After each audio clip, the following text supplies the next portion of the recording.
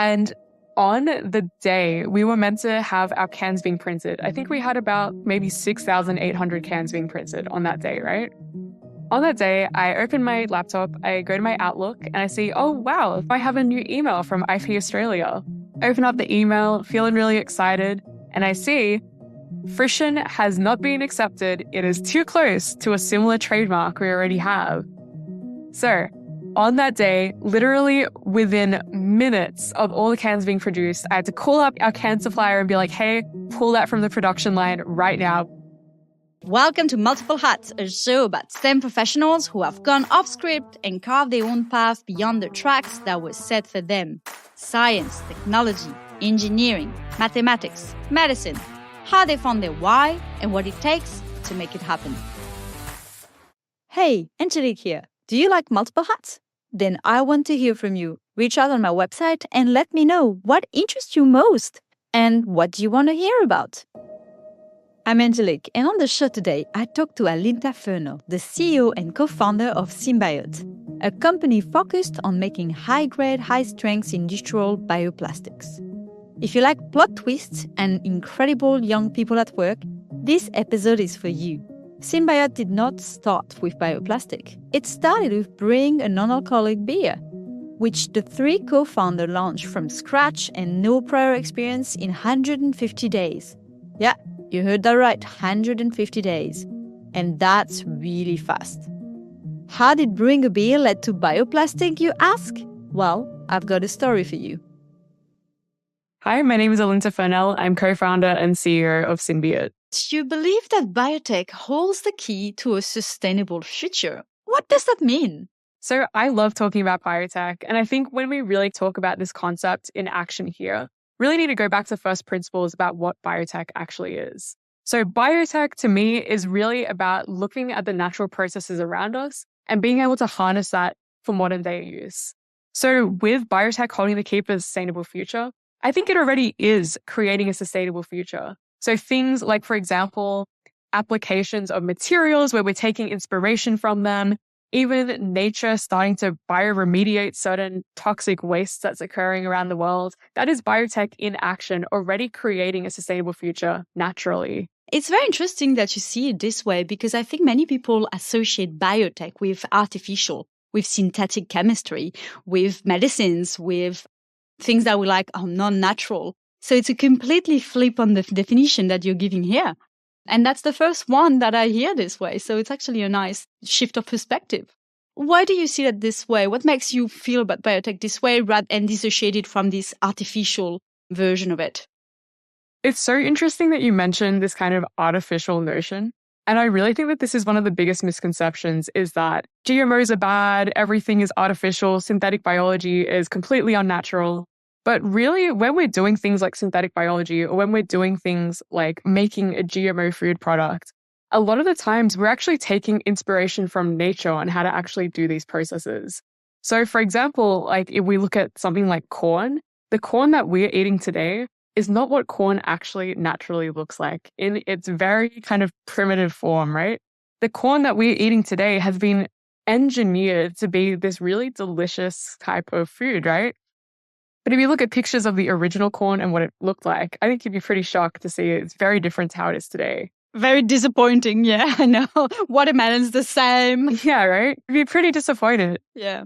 And that itself is a form of natural selection, selective breeding, and that essentially is what synthetic biology is doing as well on a much kind of faster scale. Yeah, so really reshifting the perspective around biotech and getting beyond the polarization of synthetic versus natural. We work with nature, we've been inspired by nature. So that's good. I like it because it's not antagonizing. So you're talking about creating a sustainable future with biotech. What kind of products and what kind of bioprocesses do you use to create this sustainable future then? Sure. So at Synbiote, we're making engineering-grade bioplastics from biowaste. So we're looking at using these biomaterials for industrial applications where petrochemical plastics are traditionally used. So obviously, petrochemical plastics are legacy materials. They're not going to be around forever. Petrochemicals are a finite resource. When we're trying to rebuild this future and the sustainable one, we're really looking at how can we tap into more regenerative, more renewable resources, which is really where this whole bio-based materials, bio-based plastics really comes about. Bioplastics. So obviously bioplastics are going to be instrumental one way or another to get rid of all this harmful plastic that is in the environment. But there are already bioplastics. When I get my coffee, I get a biodegradable cup. What is different about your product? There are so many bioplastic alternatives out there. We're at a point now where we can even have things like utensils made out of proteins. We can have things like cups made out of things like PLA. But what we're really seeing and what's happening in this industry is we're starting to hit something called what I usually say is like the bioplastic ceiling. So these materials that we're using are all commodity grade materials. So usually these ones are really suited for like high volume, low cost, and also usually only suited for single-use items. So as you start going up the plastic pyramid into more like engineering grade, high performance applications, these materials all essentially get left in the dust because they're just not able to compete with mechanical strength. And even with the existing material, so PLA is one of the biggest ones that we're using for single-use cups. And when you actually look at PLA itself, right, this is something that is industrially compostable. So what this means is when you actually want to compost it, you need to have specialized facilities to do so. And when you look at the amount of these specialized facilities that we have around the world, there's actually not that many of them. So what ends up happening is a lot of this PLA ends up going straight to landfill. And researchers actually found that in 100 years, you'll only degrade 1% of PLA. So even though we do have these bioplastic alternatives existing right now, I think we still have a long way to go and we need more solutions to really start innovating in this biomaterial space. What I would say as well is we are situated in that engineering high performance application. So not so much looking at single use items, which then go straight into landfill, but more so multiple use items that are used for more industrial applications. So looking at things like temporary construction, water management, even things like, for example, cold chain logistics. Mm-hmm. Okay, so if I explore the products on your website, I see that you have a little bit of a genius model there, starting with beer. Can you tell me a little bit about the biotech-based project on the brewing process? And how did you come with this idea and how it enabling you to do further projects? Yeah, so this one was a really interesting one. So actually, like a little bit of background on why we decided to do this. I actually met one of my co-founders, Ismat. We met each other while we were working at a material science lab. And we met our third co-founder when she was actually matched as a mentor to us through a program with our university. And so originally, me and Ismat, we were working together. And we really wanted to test like whether we could bring Vivid on board and see whether she could work with us. So we really thought that this was a great kind of test of resilience for us as a team was, can we actually launch something? How can we work together? What does this look like for the three of us to work together, get something off the ground? So a little bit of background for the product itself. I don't drink alcohol. And every time I would go out with my friends, I would always be drinking water every single time. And when you actually look at the non-alcoholic drinks on the market right now, so many of them actually still have small percentages of alcohol in them. So you'll see either like 0.5%, they're not actually alcohol free. And so for us as like bioprocess engineers, we looked at it and was like, why are we creating something that still has alcohol and marketing it as non-alcoholic, right? And when you look at it, it's actually a process problem. So the current way that they're making these beverages is that they're brewing it exactly like an alcoholic drink and then just vacuuming off the alcohol at the end. So we really saw this as a big opportunity. We're like, how can we use biotechnology? How can we use biochemistry? How can we use food tech to really recreate the flavors, tastes, textures of beer from the molecule up without any of the fermentation processes? What we really wanted to do for this as well was how could we actually make this a more sustainable process as well? So with the methods that we actually ended up using, we're able to use 3 times less energy than regular beers to brew. So the end result, we launched this product. We went from concept to launch in 150 days. The average for a non-alcoholic beer is actually 2 years. So we beat the average considerably. Considerably. And so we've been on the market and we really found a really great community of people who are really interested in this kind of scientific method of brewing. And as we went through this process as well, this is how it led into our current research, was we only brewed a tiny amount of this. We made a really small batch. But we had a huge amount of grain that was left over from when we were brewing it. And what we realized was this grain is actually a huge problem across industry. So every year worldwide, there's 38 million tons of grain produced just from the brewing industry alone. And most of this grain, it's a really big problem because it has such a short lifespan. It's only 48 hours that you can use it, and then it has to be dumped. So 70% of it theoretically goes to animal feed, but a lot more of it ends up going to landfill because it does have this super short lifespan. And the reason why it has a super short lifespan is because microbes love to grow on it. My background is actually in mycology, so microbiology, biotech.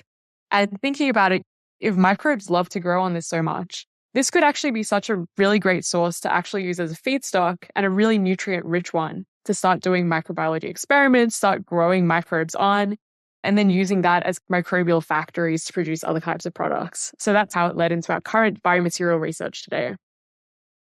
Wow, there's a lot of it in this that you told me. So first of all, it's an amazing. I love how you describe all these aha moments that came one after the other and looks like it fits in the narrative. So let me just synthesize a little bit and tell me if I got it right. Mm-hmm. So the beer is called So Zero and it's tea-based.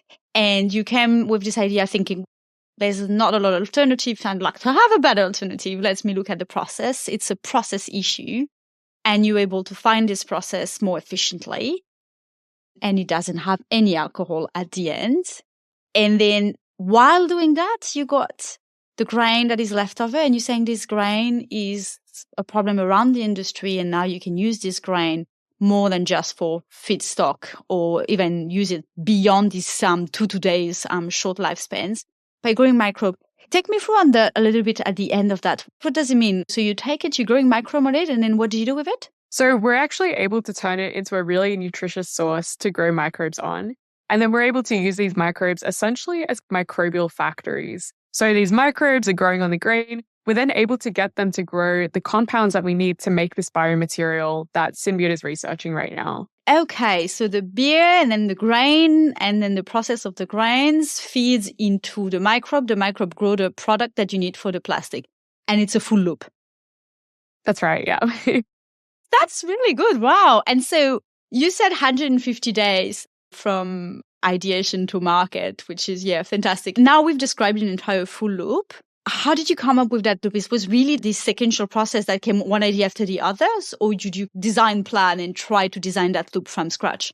What's the mind work behind that? I would say at our core, we are scientists. We're engineers. Really, for us, it was about how can we make these processes more efficient. So when we started this non-alcoholic beer project, obviously, we didn't anticipate to be creating this much waste for it. But one of our core tenets that we've really had throughout the lifespan of Synbiote has always been this kind of thought about how can we turn waste into worth.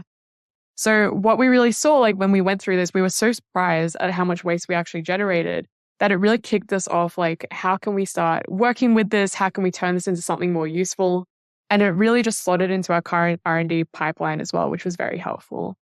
Yeah, so you always had the lens of trying to repurpose waste, but you didn't anticipate it from the beginning. So I guess it's a good point to think like you had a focus lens and a goal, but then whatever came your way became an opportunity to turn waste. So that's how I interpret your lens. Great, awesome. So we're having the beer, we're having the bioplastic coming from the waste of the beer. Any other thing in the pipeline that you're working on? Yeah, so definitely watch this space. We have some exciting news that we will be sharing over the next few months. Yeah, it's an exciting time for us at Synbiote right now.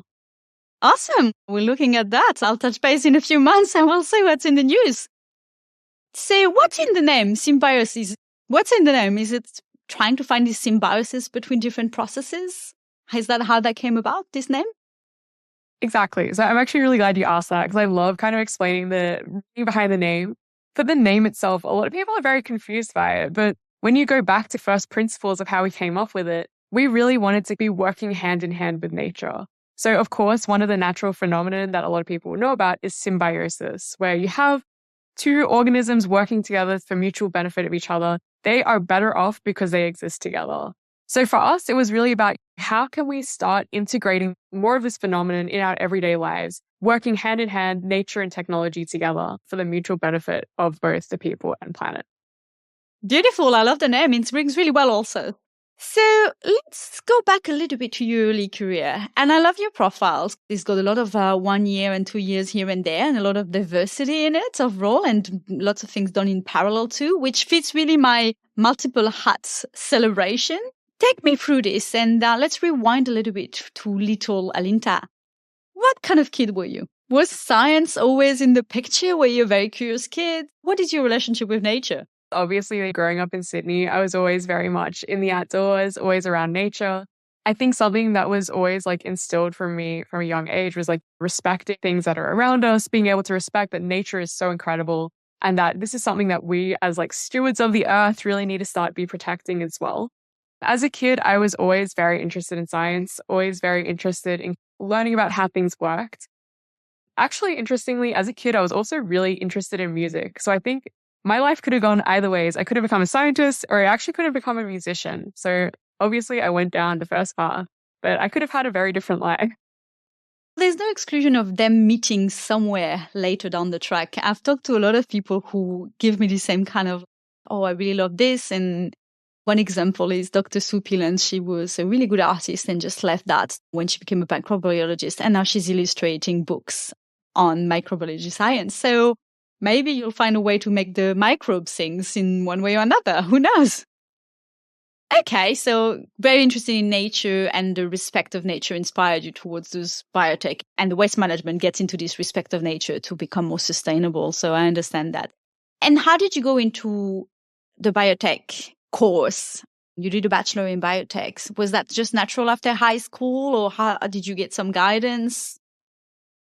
So I actually knew that I had wanted to work in biotech since I was 15. There was a defining core memory that I have about when I first learned about biotech. And so actually, like as a kid, I was always very driven. I was always like, okay, I need to be planning this next thing. I need to make sure everything is laid out.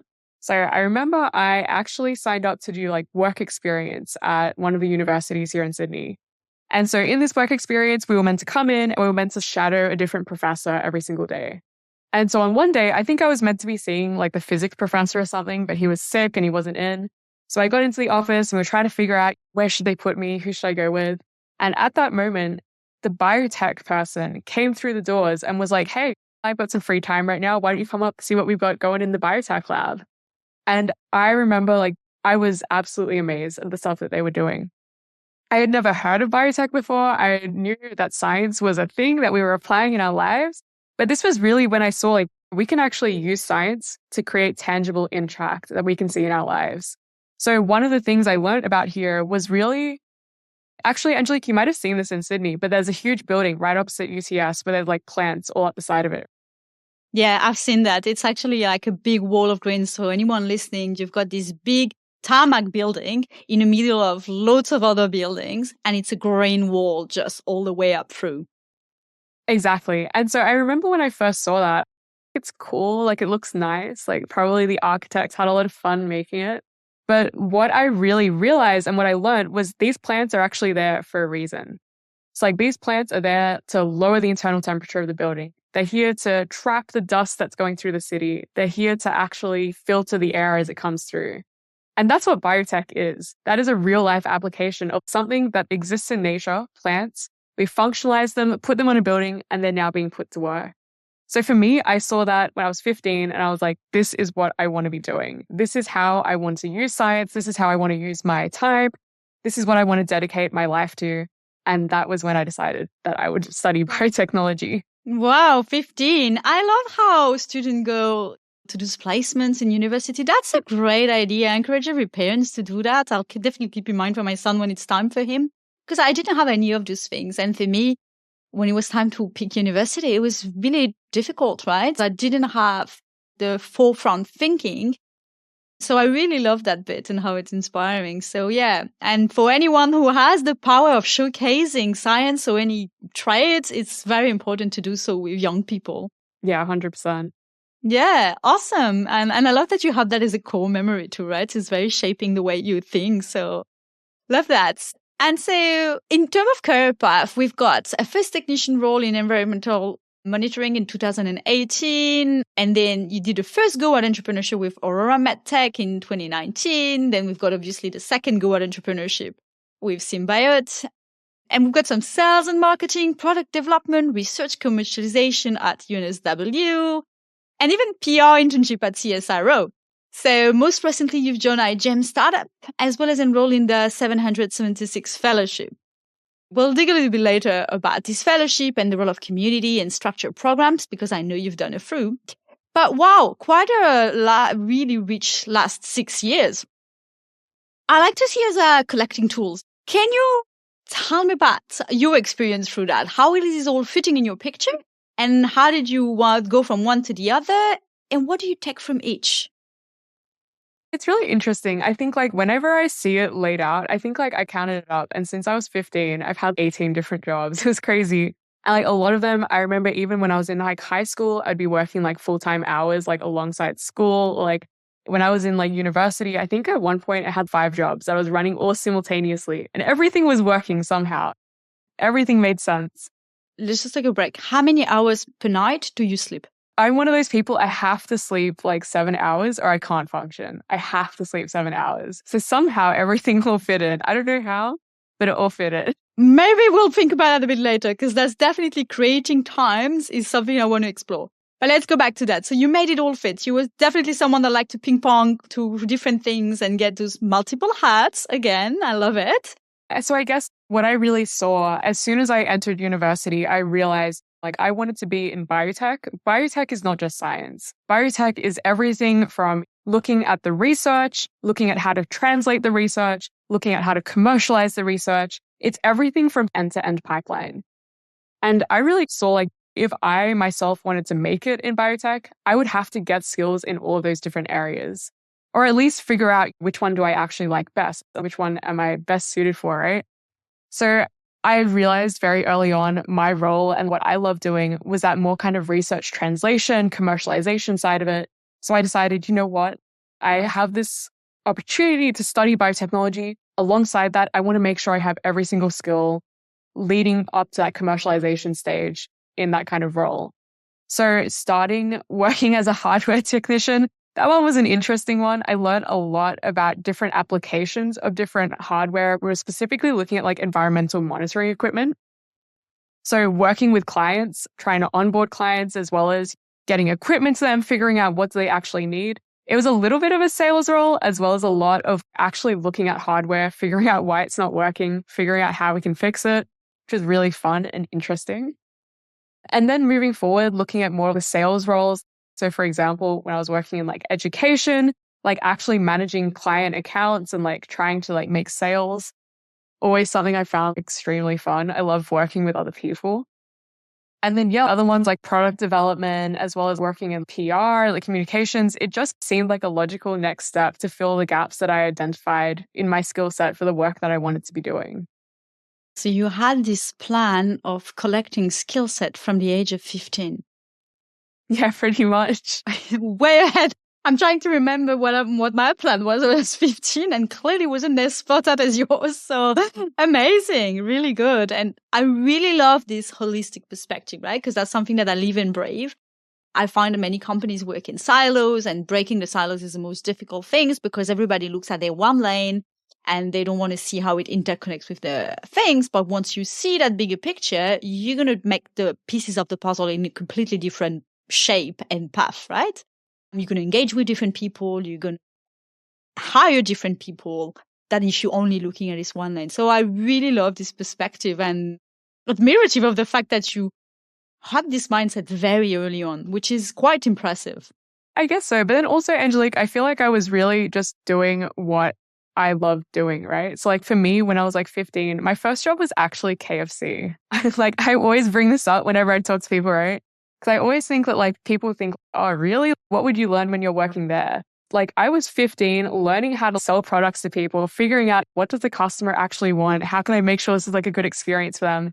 That's where it all really starts, right? Yeah. And I think it really helps that I'm super extroverted. So for me, being able to work with people, learning about different people and like their stories and how they came to be here was something that I love doing that. Working in a team, like I think some of my best memories, like working with my best friend and like our retail jobs and stuff like that. It's a really fun time.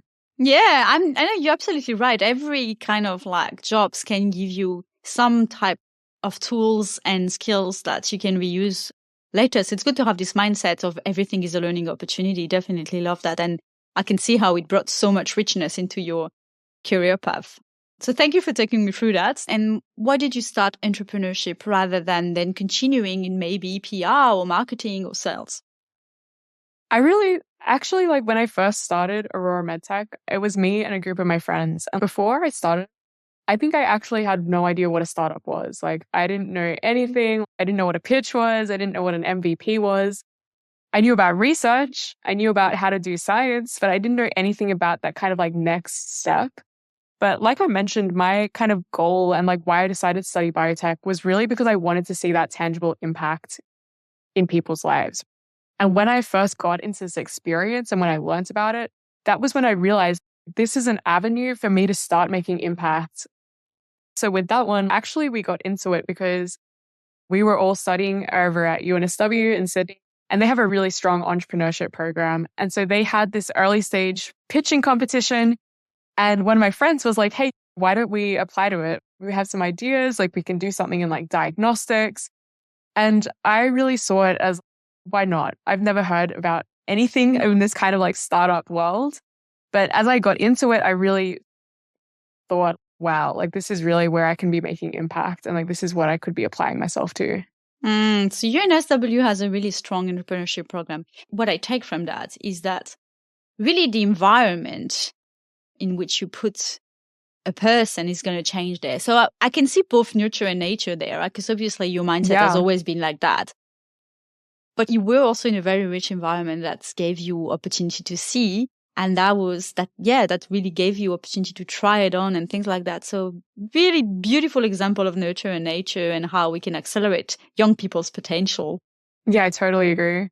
Produce that, which is again, I want to reiterate this message for anyone listening that has the power of influencing young people.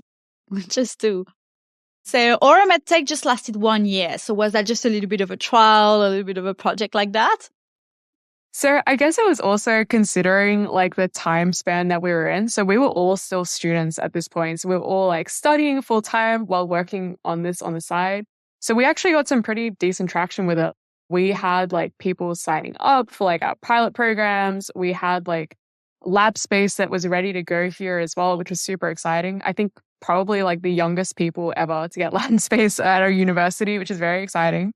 But I think what really came down to was like the time commitment. So obviously starting something, it is something that you need to go all in on. And for us, like we were a big team of students, it was more so about, is everyone ready to take that next step and like actually go all in on this? And I don't think it was the right time for us at that point. So what was the diagnostic you were trying to do though? We were trying to pioneer like a new type of diagnostic that would be able to diagnose multiple infections in one go. So specifically looking at like rapid diagnostics. And actually, Angelique, like this was actually before COVID as well. So I always like pepper this in. We were a little bit of like rat hipsters. So this was before the whole kind of COVID rapid antigen test boom. So every time we would speak to someone as well, we'd be like, hey, we're making this test. You can test for an infection in 15 minutes. They'd be like, no, you're joking. That's crazy. That's some sort of like mystical happening. Like they can't do that.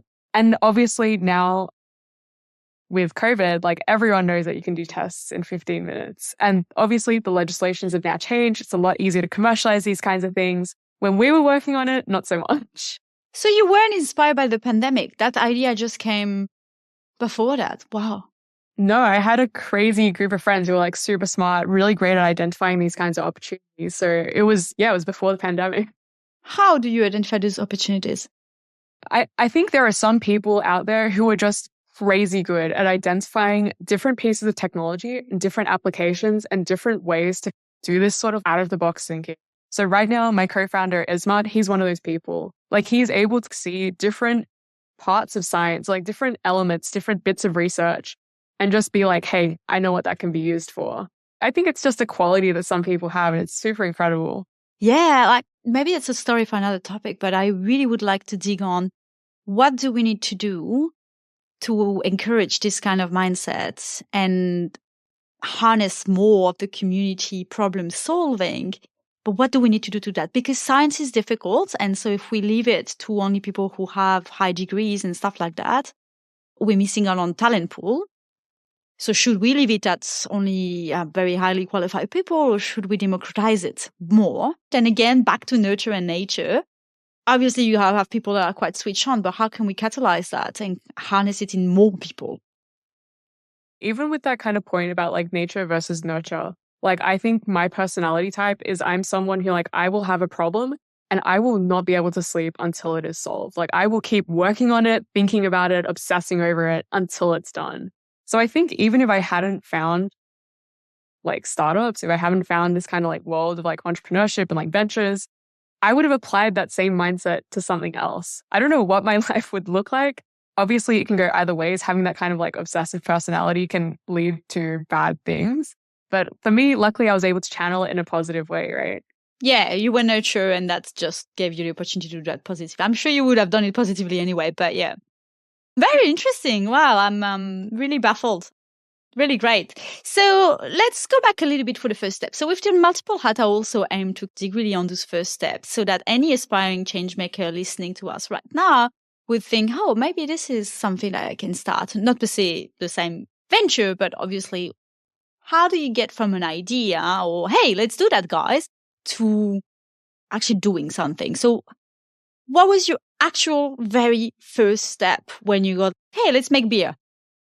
I think with the beer, it came a little intuitively. So like, I guess for us, like we had just come out of chemical analytics project and then we decided we've got some downtime now. We just wrapped up on that last project. What should we do now? Creating a beer is infinitely easier than creating a piece of analytical equipment. So for us, it was about thinking like, we know that we want to launch this kind of beverage. We know that this is what the endpoint is going to be. The first step is obviously, figuring out, do people actually want this? Is this actually a problem that people are having? Would people actually buy this beer? So obviously, coming from a very personal experience of me not drinking alcohol and realizing that all the other options are pretty bad, it made me realize like, there actually could be something here. Speaking to a lot of my other friends as well, speaking to other people in the community, realized people were having the same sort of thoughts. And then from there, it was then about, okay, how do we actually get this? First thing, if you want to make a beverage product, it has to taste good. So I got my co-founder, Isma. He started going back, getting into the chemistry of it, getting the formula ready, starting to do tests, starting to do tastings. And then our third co-founder, Vivid, doing the design for the label, doing the design for the can. It all sort of fell into place after that as well. Yeah, but we've one step ahead already. We've got 3 co-founders. We've got people looking at design and stuff. I'm trying to distill when you guys were at the table, at the pub, or wherever you were thinking, let's try some things. At that moment, the 3 of you having a little chat there, thinking, let's get exciting about that. And you're talking about already doing experiments. So why did you have already access to that? How was there? Like, how does someone goes from a talk at the table to actually doing something? Where did you get access to all this? This is really where it kind of comes down to that sort of like lean methodology, right? And it's something that people talk about a lot, where it's the MVP of a car isn't a car with 3 wheels. It's actually a bike. So for us, we knew we wanted to get towards a beer. We wanted to get something that tasted, looked, felt like a beer without any of the fermentation processes. So the first step was really like thinking, how can we start creating this? So we actually bought all of the ingredients.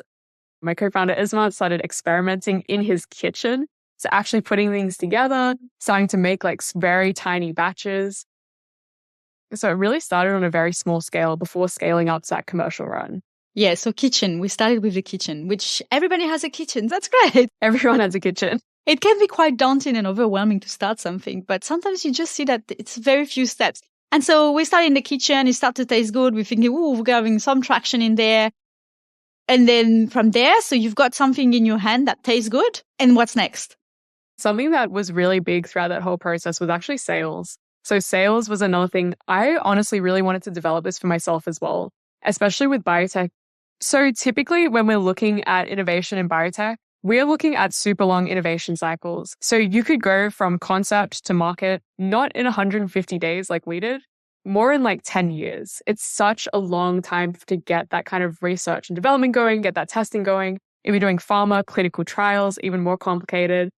So what we really wanted to test for this, and why I kind of refer to this as a test of resilience for our team, was could we apply something like biotech and these kind of really technical, chemical processes to something like a consumer packaged good, which typically has a super short innovation cycle.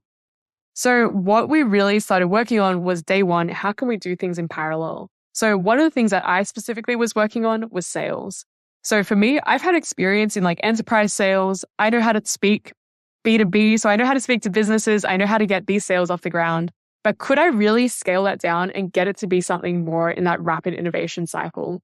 So I think the reason why we were able to get it from like concept to market in 150 days was because we had already had a taste of what it's like to do things on an enterprise level. So for us, it was really about how can we get this to be as lean as possible, get it going, and do something like direct to consumer in a much faster time span. So you went to sales from day one?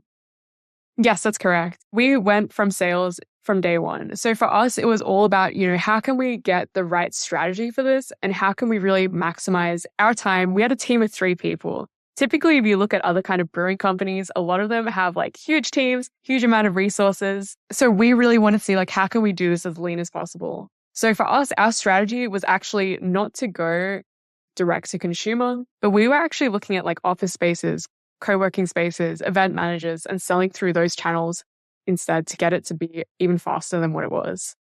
Yeah, so you don't have to rely on one person, but a bit of a batch distribution straight away.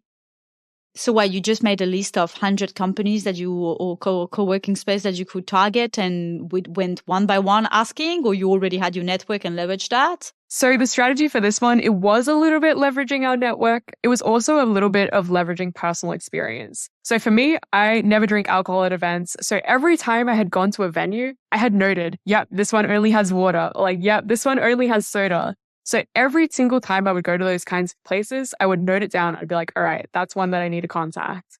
And so when it actually came time for us to be like, all right, we're ready to actually start going out, doing these sales, I already had kind of like a list of targets that I wanted to reach. And because it was so personalized, then it was like, hey, I went to your venue. I noticed you didn't have any non-alcoholic drinks. Would you be interested in trying this one? Most of the times it would be like, yeah, we've gotten that feedback a lot. We'd love to try it. Awesome. Yeah, there is a need. Definitely. I'm on the same receiving end. After I had my son, I just stopped completely alcohol. And this is really painful. Like you have to go on lemon lime. The lemon lime bitters, yeah. Well acquainted with those. Yeah, I know. And there is alcohol in there actually a little bit, but it's just, I'm a bit bored of it, to be honest. So there is a need and you were born ready there. Like you had already harnessed the list while you were going. So I can see how you went super fast. And so you had your list, so you went through that. And then Vivid, the third co-founder, was already looking at the package because she had experience in designing packages. She has a huge experience in like all types of different design. So I think this might actually be her first beverage package, but she absolutely smashed it. Like the design, it's actually super technical when you look at it as well. Like some of my favorite kind of like backstories to it is there's actually like mathematical formulas to each of the shapes. So each of them have a specific type of like mathematical calculation in them to get that certain shape. As well as when you look at like the distribution of like the patterns of the colors in it, it's also very well thought out. So she absolutely smashed the design. It's crazy. All right, leverage extensive experience in the domain, but for a different product. So we've got that covered, we've got the sales covered, and then Ismail is doing the product, actually the mixing. Good. He's got a batch in his kitchen, and you've got people who wants to buy it, but you haven't got a lot of it. Yes, actually, Angelique, there's a story in here as well. There's a story where actually So Zero wasn't called So Zero initially. So Zero was actually called Frisson to begin with. So Frisson, I don't know why we chose that name. I think we just decided that, like, that sounds like it could be a good drink name. And on the day we were meant to have our cans being printed, I think we had it was maybe 6,800 cans being printed on that day, right? On that day, I open my laptop, I go to my Outlook, and I see, oh, wow, I have a new email from IP Australia. Open up the email, feeling really excited, and I see Frisson has not been accepted. It is too close to a similar trademark we already have. So on that day, literally within minutes of all the cans being produced, I had to call up our can supplier and be like, hey, pull that from the production line right now. We can't go ahead with this name. So that was Friday. On that Friday as well, we had to get the cans printed by Monday because we had orders shipping out in 2 weeks. So we had to get this printed. We had to fulfill those orders. And so we spent all weekend brainstorming a new name. We were like, oh my God, we have to get this name ready. Finally, at the end of the weekend, we had Saw Zero. The cans went back in the production line and we made those orders in the 2 weeks. And it was crazy. So you guys went ahead with a name without having the clearance to go with it. That could have been an expensive mistake. It could have been a very expensive mistake, but this also goes to show like how fast we were moving, where it was like we had to meet these orders, like we had to produce it on time. So it was super crazy. So when you went to that bar and said, do you want to try that? You say, I'm going to ship you like 400 cans already. It wasn't like just, oh, let me give you a sample. No, you went on full on. We went full on. So we called up, for example, like one of the first events that we were catering, I think it was, like I told them like, hey, you guys already know me, like I'm brewing this product, like what do you think? Here's the story behind it.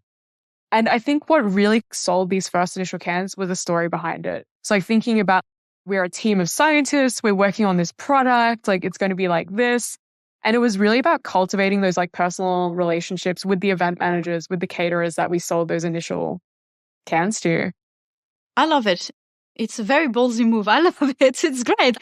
We need to talk about confidence there. Back just a little bit more on the details. So we've got all those scans because we have someone that knows how to do them and probably she had already contact with manufacturer.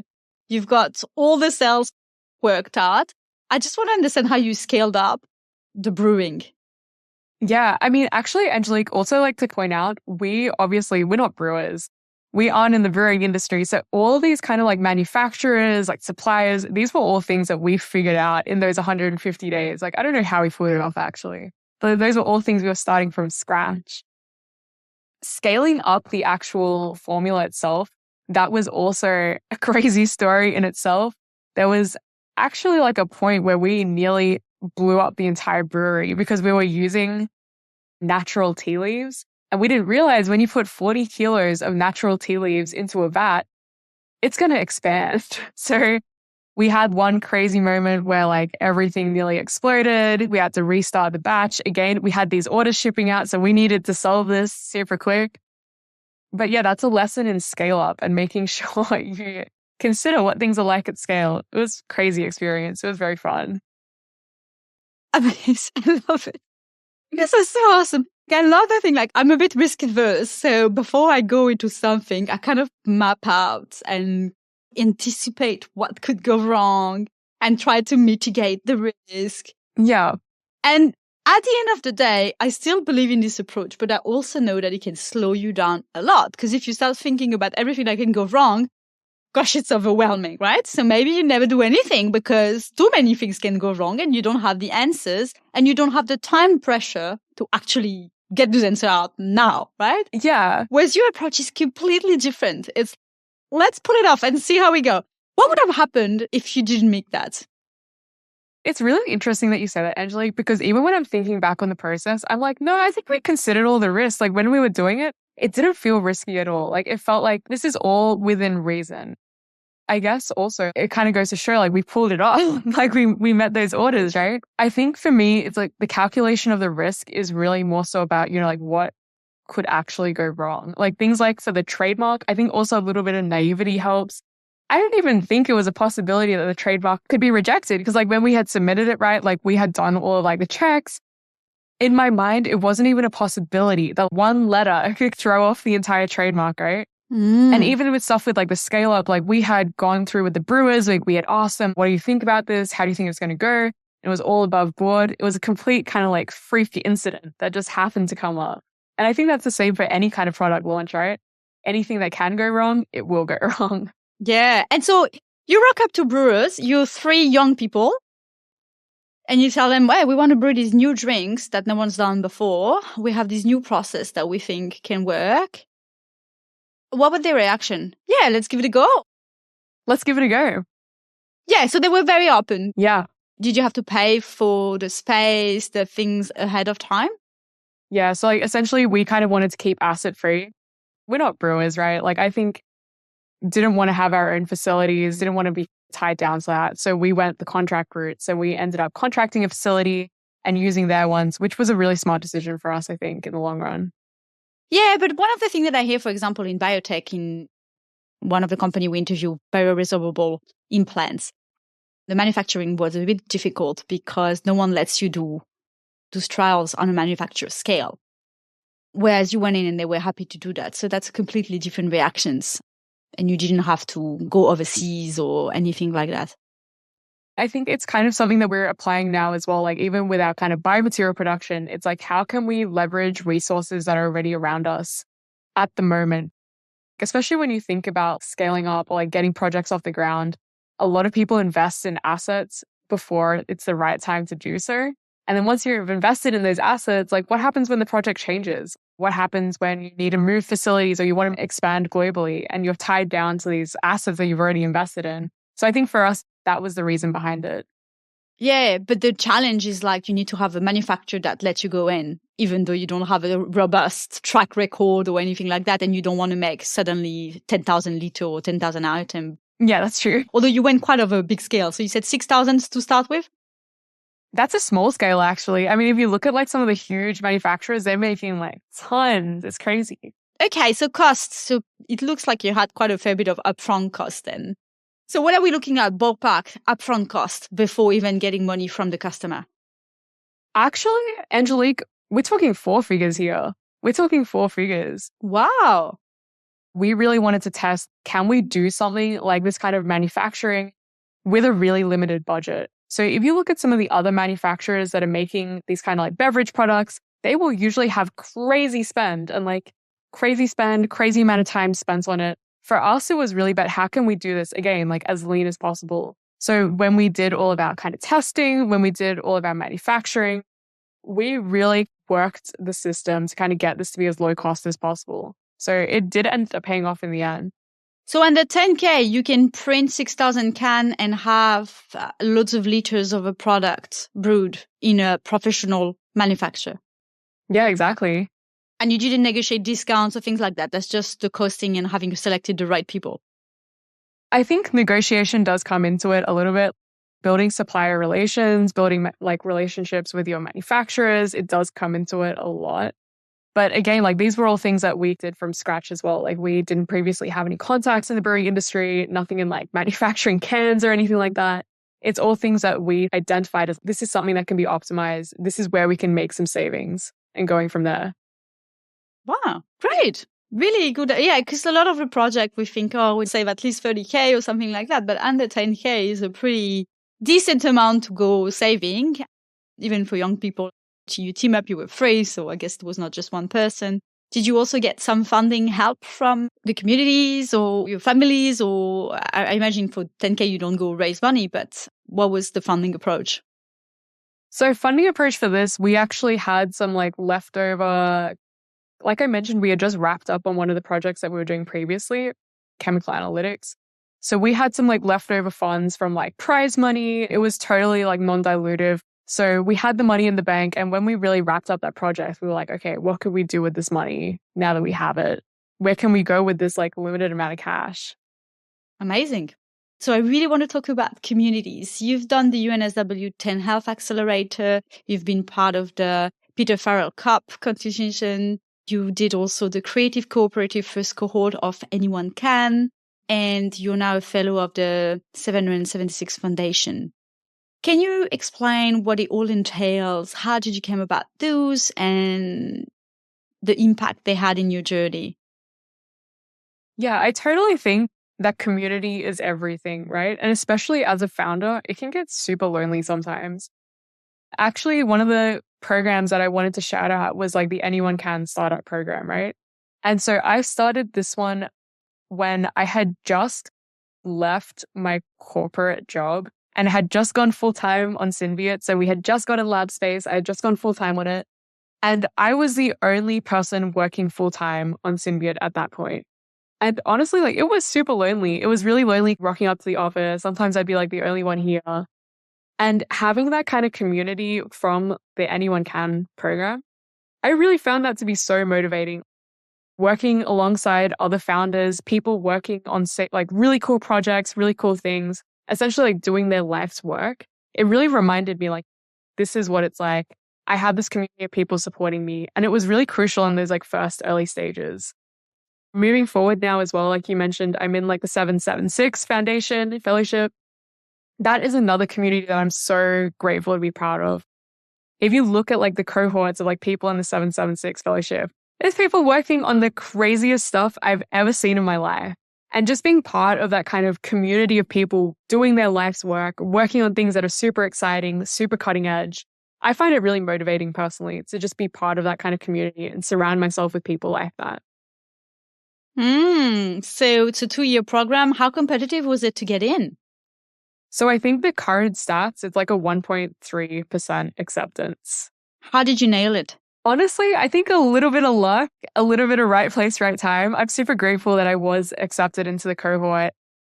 I think really they have a focus on climate tech and a focus on young people doing their life's work in this space. And I guess when I saw like the application from it, a lot of people ask me, like, how did you actually find out about the fellowship? So I actually found out about it. I was like scrolling on Twitter. Like I came across Alexis Ohanian's tweet about it. And I thought, like, like someone working in climate tech, like, yeah, I'm working in climate tech.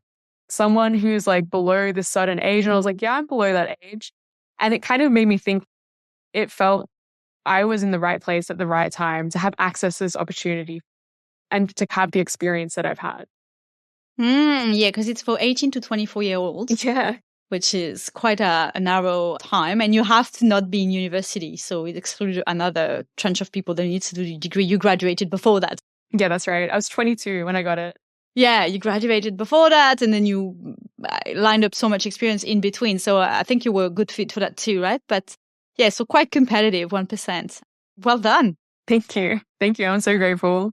And that comes with a fair bit of money also, equity free. Oh, so actually it's like 100K US, which translates to 150 Australian.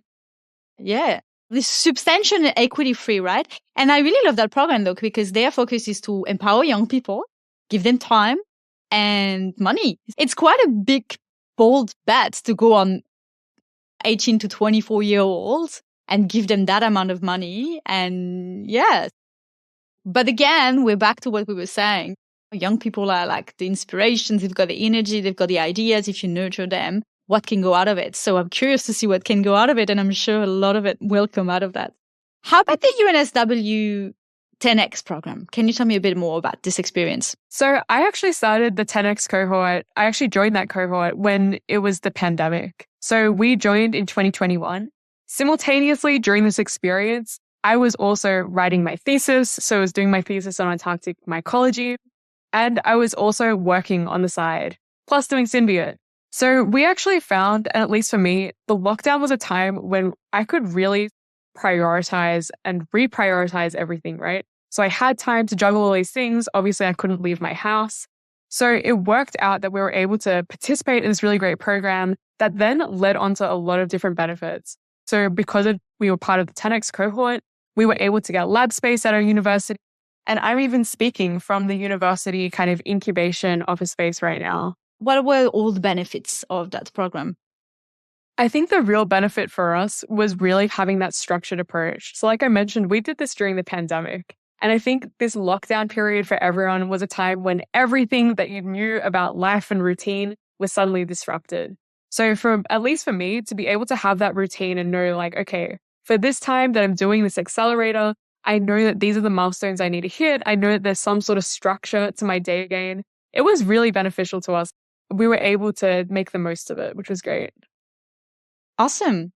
And the fellowship you were in, is that also a very structured program, or is here's the money, you go shine?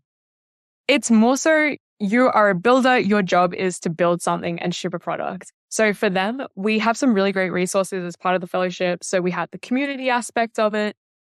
We also have some really great seminars where they bring in different speakers, which is really exciting. But for the most part, your job is to ship this product. So they've really been great at leaving us to our own devices, which has been good. Yeah, awesome. But do they provide structure where you need? Do they have tools that you can use if you need? Yeah, for sure. I mean, I think the biggest part of it is really, like I mentioned, the community. So even being able to lean on other people in the fellowship and learning from their experience has been super helpful. Perfect. So we're starting with very low fund. We did a few beta accelerators and now you're scaling up properly. So you continue to do Zero and the bioplastic. Did you have to go to VC at that point or still bootstrapped? So we're completely bootstrapped. I would say with our biomaterial research now as well, we have been able to keep a super low burn rate. So learning from when we launched Source Zero, we kept the burn rate super low. We wanted to apply those same principles to this and really prove that we can do biotech. We can do this kind of huge deep tech research on a really limited budget and with a really faster timescale. So you've done PR. What was your approach to PR? Did you do that organically? Did you reach out? How do you get to speak at big conferences like the one in Synbiote 2024 in California? So my approach to PR, and I guess like my kind of like lens for what that is really about science communication. So speaking about like complex topics that people otherwise wouldn't have any exposure to and translating it in a way that's really engaging and really relatable to people. So for me, my work in PR has mostly been around that. Thinking about things like speaking at conferences, for me, I always find that super fun and exciting as a way to really reach people and talk about like the work that we're doing. And not even just the work that we're doing, but more so get people to be inspired and excited about the concepts that we're dealing with. So for example, the most recent one that I did at Synbiote was about how can we break the bioplastic ceiling? I feel like bioplastics, plastics in general, is something that's quite a complex topic that also is a pretty uninteresting topic when you really think about it, right? People don't want to know what's actually happening in the materials around them. But being able to present it in a really fun, engaging, more relatable way is something that really I'm interested in doing. So do you apply to those things or do they come and seek you? Seeking me, which is I'm very grateful for. Okay, so organic, it comes to you. Awesome. And how do you think those things come to you? Because we always talk about working hard and it speaks for itself, but we actually know working hard is just a ticket to play, but it doesn't always speak for itself. So how do you make those opportunities possible and this opportunity coming to you? I think one concept that a lot of people talk about is increasing your surface area for luck. So this is all about when you get an opportunity come your way, obviously being able to prioritize and being able to actually keep your boundaries for what's reasonable for you, totally important. But I've really found that like a lot of the times when something has come my way and I say yes to it, this means that as a person, I'm able to change as part of that experience. And because of that, that usually leads to other avenues. I'm able to meet other people, other opportunities come about. So it's really about increasing that surface area for these interactions to happen. What's the threshold? Do you think like it was a snowball effect, like nothing at the beginning and then suddenly once you get one, is there a snowball effect, you think? I'm not sure. At this point, I think it's too early to tell. Honestly, like I feel like every experience that I've been able to have so far, I'm super grateful. I feel like I've had so much cool stuff happen in the past few months, past few years even, right? I think it's too early to tell about the patterns though. It's too early to tell. Okay. Well, we'll talk another time. And then you were nominated one of the 40 under 40 most influential Asian Australian women in 2022. How did this one come about? Yeah, so I was listed as one of the 40 under 40 most influential Asian Australians. And so for that one, I think for them as an organization, they really wanted to highlight more diverse voices in the Australian landscape. So getting involved in that one, they have a really active community that kind of flows on as you go through the listing and the alumni for it. So being part of that has also been another really great community. And to get part of that, to get listed, did they just reach out? Did someone nominate you? How did it work? Yeah, so they actually reached out and I was like nominated for it. How do you get visible enough that you can be found? Yeah, I think visibility and creating a digital footprint is a really interesting one. So if you're asking about how you can increase your visibility and how you can become sort of in the right place, right time for these opportunities, I think it all comes back to building your own personal brand. So this has been something that I have been trying to cultivate ever since I decided I wanted to be in biotech. I realized if I want to be someone in biotech, I need to make sure that I have the personal brand to match that. So for me, it's all about like looking at where are the opportunities where I can propel the sort of brand that I have for myself and how can I really cultivate it by choosing the right opportunities. So for example, things like speaking at Synbiote, this is one of like the biggest biotech conferences in the world. So for me, as someone in biotech, I saw it as really important to engage with that, to get myself involved with this community and things like that. Similar with like iGEM startups, that's one of the roles that I have right now that I really love being part of that community. And the reason why I joined that committee was first and foremost just to get myself more integrated into that biotech scene. So it was more so about identifying where do I want to be and what sort of persona personal brand do I want to cultivate for myself? And what opportunities can I get that will lead me towards getting that brand recognition? Yeah, awesome. I understand this approach. And then it's all come together, as you say, because once you've got a brand, you can be top of mind. And the last question that I ask to everyone is, reflecting on your own journey, what do you think are the privileges that really helped you? And what is systemic barrier that you think has held you back? I think the privilege that I had was definitely having support from my family. I think definitely I've been really lucky that I have parents who will let me do whatever I want within reason, and they will support me no matter what. I think that's something that I definitely don't want to be taking for granted, like especially undertaking a super risky career path. Being able to have the support of my family is something that I've always been really grateful for. Systemic barriers, obviously, I am a woman. And as much as I think we try to not overplay it, or like people want to say that it's not really a problem anymore, the data really does show that women as founders still getting a lot less of the funding compared to men. I think I saw the latest stat, correct me if I'm wrong, Angelique, I think it was like 1.2% or something like that. Yeah, it oscillates between 1.2 to maximum 3%. And that's all women funded. Exactly, right? So I think definitely like the systemic barriers there. Luckily, I was able to grow up with a mindset that women can do anything. Now it's just the systemic barriers that are a limiting factor, right? Yeah, so how did you overcome it? Overcoming it, I think it's all about keeping that perception, keeping that perspective, as well as surrounding yourself with the right communities. But I think this is something that as a society we do need to work on. Yeah, I really want to do some episodes with VCs that support women. Maybe with the one who don't support women. Yeah, that's a perspective I think we'd all like to hear, right? That was Alinta Furnell, the CEO and co-founder of Synbiote. However old you are, I hope you are inspired. Last month, Dr. Sarah Crowe was telling us how not everything has to happen before you're 30 and before you start your family. And this month, we get Alinta, under 25, who is already a star innovator. So here you go. Age does not matter, really. Now, all the founders I interview are wearing multiple hats. But Alinta truly embodies this mindset, collecting these different experiences and skills to build a career across the innovation life cycles, from ideation to customer sales. Music to my ears. There is so much goodness in this episode, but there are a few points I'd love to highlight. Nurture is important. Surrounding yourself with the right community will inevitably stimulate you the right way and bring the right opportunities to you. Tons of communities out there. Just pick one. Then, follow the opportunities. This comes again as an enabler. Just give it a go. Alinta and her team thought about the whole process. They planned it, they mapped it, and yet they did not overthink it or have any self-limiting belief holding them back. They just went with it and pulled it off. Visibility matters. You need to nail and shape how you want people to see you. Call it personal branding, call it thought leadership, call it whatever you like. But if people don't know about you or don't know what to say about you, they cannot help you bring connection or even just reach out with great opportunities. And lastly, one thing leads to another. What cool story about building something and turning it into something even more awesome in a full circular loop. All right, up next, the New Wave programs with Victoria Rose Tucker. Nurturing entrepreneurship before you even think of yourself as an entrepreneur, and with a special focus on women entrepreneurship. Hey, thanks for listening. If you like the show, share it. Tune in for monthly episode.